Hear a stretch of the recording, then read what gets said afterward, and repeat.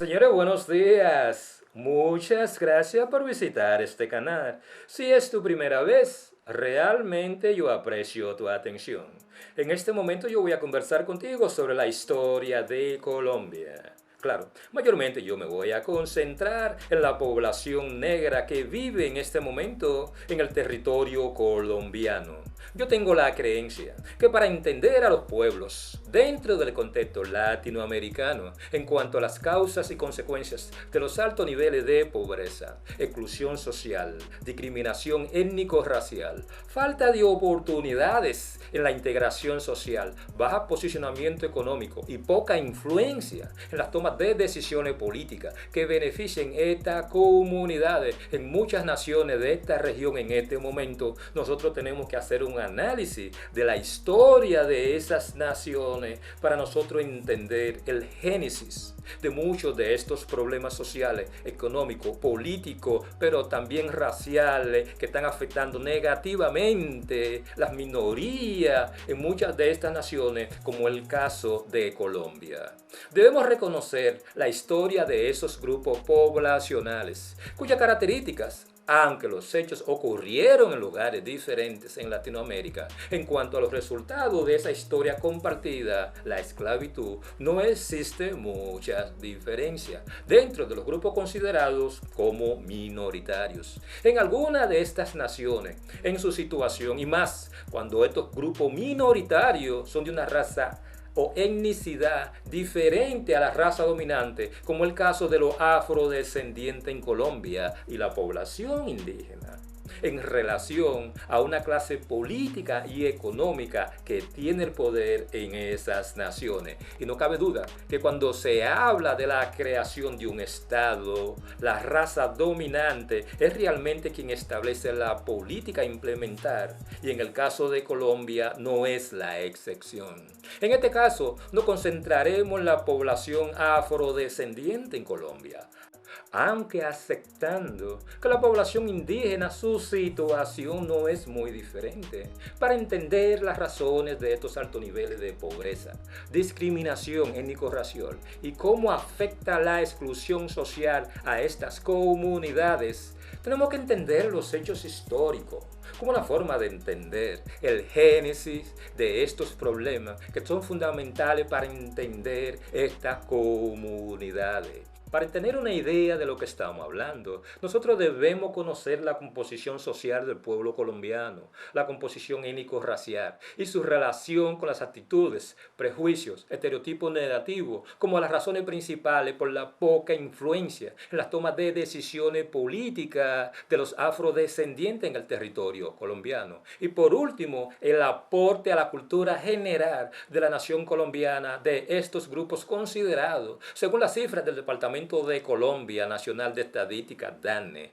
como grupos minoritarios, para tener una idea de la realidad de esas comunidades de Colombia en este momento, las cuales viven en comparación a la población blanca y mestiza por debajo de los niveles de pobreza. Claro, para entender este tipo de trabajo, nosotros tenemos que conocer cuál es el origen de esta población negra en el territorio colombiano. Una gran mayoría de naciones en el continente americano, en la cual una parte de sus nacionales son descendientes de los primeros migrantes de raza negra, que llegaron a estos territorios a través del comercio transatlántico de esclavos procedentes de África, especialmente de las regiones del sur del desierto de Sahara, la cual es conocida en el día de hoy como Nigeria, Congo, Mali, Ghana y Senegal.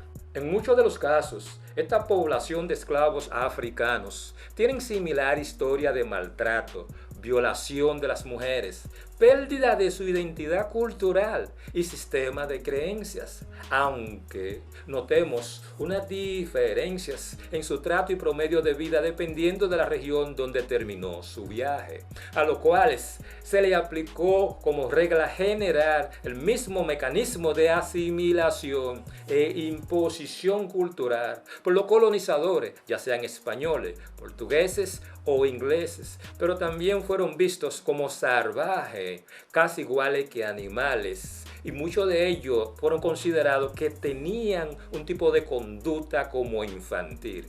Poblaciones esclavas, las cuales fueron sometidas en el caso latinoamericano al sistema de casta racial como valoración de estatus social del individuo, el cual determinaba la posición de los esclavos de raza negra, negro libres, mulatos, zambos, mestizos, negrolandinos en relación a los colonizadores de raza blanca, los españoles o los criollos, la población indígena y los estereotipos raciales asociados a estos grupos minoritarios. Sumándole a eso las actitudes de estos grupos raciales, lo cual afecta hasta el día de hoy a los descendientes de estos esclavos en tierra del Nuevo Mundo, pero también las actitudes de los blancos y mestizos al momento de tratar a los grupos raciales considerados por este sistema de casta como grupos inferiores.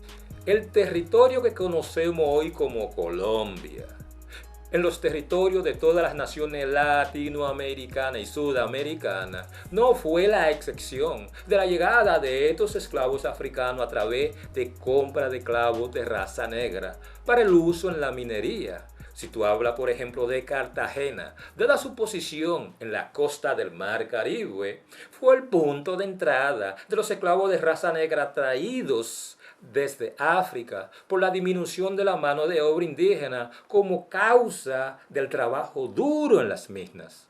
Algunos historiadores consideran que las enfermedades traídas por los colonizadores fueron las causas reales de la mayoría de estas muertes en la población indígena.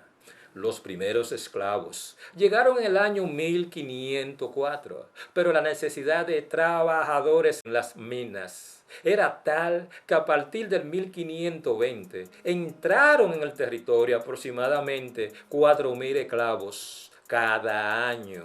A finales del siglo XVI, muchos esclavos negros, dadas las condiciones de trabajo forzado, lograban huir, los cuales eran considerados como negros y marrones, y fundaban pequeños poblados de negros libres llamados palenques, como el famoso palenque de San Basilio. Algunos esclavos eran capaces de ahorrar y comprar su propia libertad. Algunos fueron liberados por sus amos. Por la década de 1770, el 60% de Colombia mayormente estaba poblada de personas de color que eran libres. Muchos esclavos liberados se casaron con blancos, dando como resultado el aumento de una población mulata. Pero ese fenómeno social también ocurría entre la población indígena y los jóvenes blancos, aumentando el número de la población mestiza. Según Tomás Cipriano de Mosquera, en el 1852, la población colombiana era de 2.363.054 pobladores, lo cual estaban clasificando dependiendo del grupo étnico al cual ellos pertenecían, en la cual la población mestiza tenía un número de 998.997. Los blancos tenían un número alrededor de 450.000. Los amerindios, su población era de 421.000. Mulatos, su población era de 283.000. Los zambos, alrededor de 100.000. Los negros eran alrededor de 80.000. Y los cuarentones eran alrededor de 30.000. En el 1819, Simón Bolívar comenzó a reclutar esclavos en Colombia. 5.000 fueron reclutados para el combate. Simón Bolívar se negó a permitir que los negros, los mulatos y los zambos en el ejército de la independencia. Pero al ver que no podía ganar sin el apoyo de esta población, simplemente lo aceptó. Para Bolívar, el esclavo negro era como un niño. El 21 de mayo del 1851 se ordenó que todos los esclavos fueran liberados. El Congreso emancipó a la población negra de la esclavitud, por la que se declara el 1 de enero de 1852 el término de toda servidumbre en Colombia, aboliendo con esto la esclavitud en todo el territorio colombiano. La esclavitud terminó, aunque esto no significó Una mejoría en la situación general de la población negra e indígena, en sus niveles de vida general, dado los pocos recursos económicos, falta de control y manejo de la tierra y poca influencia social y política, mucho menos algún tipo de estructura económica que le permitiera la autosuficiencia en los territorios donde la gran mayoría de los negros libres estaban asentados, sin la capacidad de influir en las decisiones del gobierno local o nacional, ya que una gran mayoría no tenía el derecho al voto.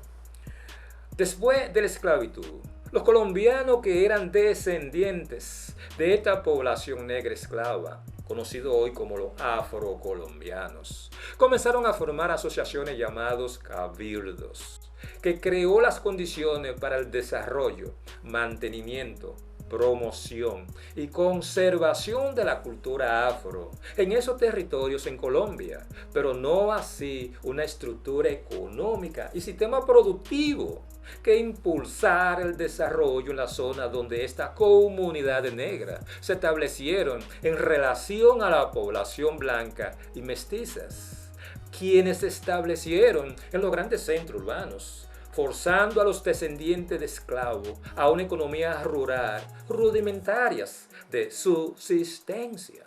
La siembra improvisada de productos agrícolas en terrenos muchas veces ocupados ilegalmente para sobrevivir. Después de la emancipación, la población afro, negros, mulatos y sambo en Colombia parecían haberse vuelto invisibles, ignorados por las políticas del gobierno. Simplemente este grupo poblacional era inexistente en la vida nacional. Como sucedió en muchas otras naciones latinoamericanas, la vida e historia de los negros no fue tomada en cuenta, o no se escribió, o se escribió muy poco sobre ella. Porque para los intelectuales de esa época, la mayoría de los negros en Colombia no podían votar debido a las disposiciones de la Constitución aprobada en el 1821 y el 1832 y en el 1843, salvos aquellos que eran analfabetos, el servicio doméstico, los trabajadores y aquellos que no eran propietarios de la votación. En pocas palabras, eran parte de Colombia, pero no con todos los derechos. En el 1910 se aprobaron las leyes que lo hacía aún más difícil votar, a exigir la alfabetización integral y una cierta cantidad de propiedades. Algunos investigadores creen, producto de la falta de política del gobierno de Colombia en beneficio de estos grupos étnicos raciales, en parte es una de las razones de la situación actual, de los altos niveles de pobreza y exclusión social que existe en estos grupos minoritarios contrario a la población blanca y mestiza. Dentro de algunas naciones en América Latina y el Caribe, como el caso de Brasil, se empezaron a imponer políticas migratorias favoreciendo a aquellos grupos étnicos que eran de raza blanca, como una forma de blanquear a sus habitantes, disminuyendo con esto el seguimiento de la pertenencia de la población afrodescendiente en esas naciones, pero también una actitud negativa hacia los negros en esas naciones por su color de piel, los cuales tenían un fenotipo negroide por parte de la población blanca y mestiza.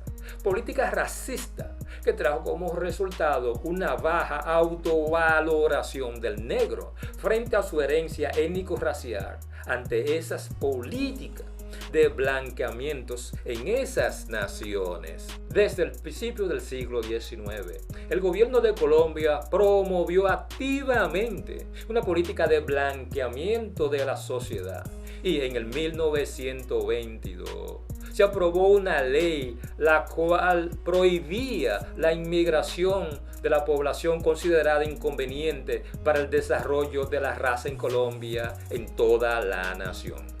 Esto se basa tanto en una ideología de supremacista blanca que creía que blanquear la raza era mejorar la raza. Un fenómeno social que es parte de la cultura en toda América Latina, considerada como una política xenófoba, discriminatoria, como forma de disminuir la habilidad de los negros e indígenas de nunca tener una mayoría en números que desafiar el control de los blancos en esas naciones. La idea del mestizaje de la nación colombiana, la cual es considerada como mestiza, fue un elemento unificador políticamente hablando. Población que nunca ha experimentado tensiones sociales basadas en la raza o en el origen étnico, lo cual evolucionó con un resultado de este tipo de política, aunque no se vea, académicos cada vez más colombianos y latinoamericanos revalúan o la desconstrucción de esta idea racista en su naturaleza. Política étnico-racial que en muchos casos no representa realmente la composición social y étnica de estas naciones, donde un grupo racial, mulatos, sambo, dejaron de existir dentro del contexto político de la nación y para fines de ser reconocidos con iguales derechos que los demás grupos raciales. Y cuando se habla de Colombia, Colombia como nación no fue la excepción. Mirando las cifras del último censo, descubrimos la falta de representación de estos grupos intermedios dentro del espectro racial de Colombia.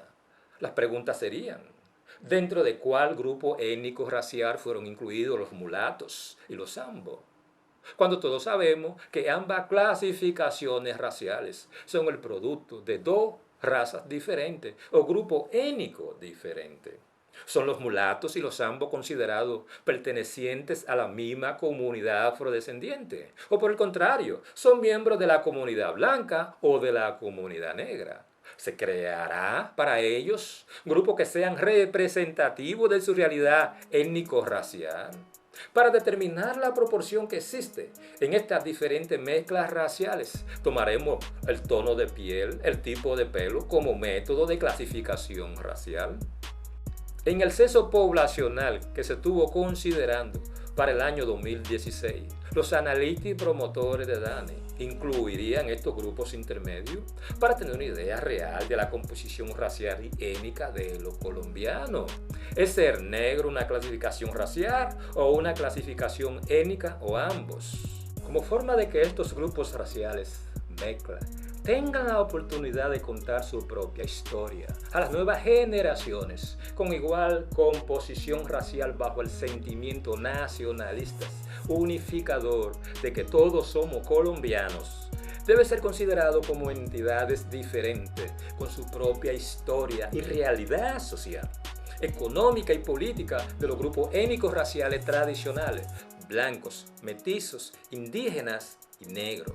La discriminación racial de las minorías étnicas, xenofobia, quejado de la persistencia de una cultura etnocéntrica que pone énfasis en la herencia hispana sin tener en cuenta las aportaciones culturales hechas por los indígenas, los afrodescendientes, negros, mulatos y zambos y otras comunidades étnicas que son parte de la construcción social de Colombia, en este momento no están presentes en una nación constitucionalmente declarada como multicultural o multiétnica, pero que solo responde a una clase política de raza blanca. Los problemas de desigualdad económica, desigualdad social, las diferencias raciales, las diferencias étnicas, solo se van a resolver en Colombia en la medida en que el Estado colombiano crea un mecanismo de integración étnico-racial de todas las personas que nacen dentro del territorio colombiano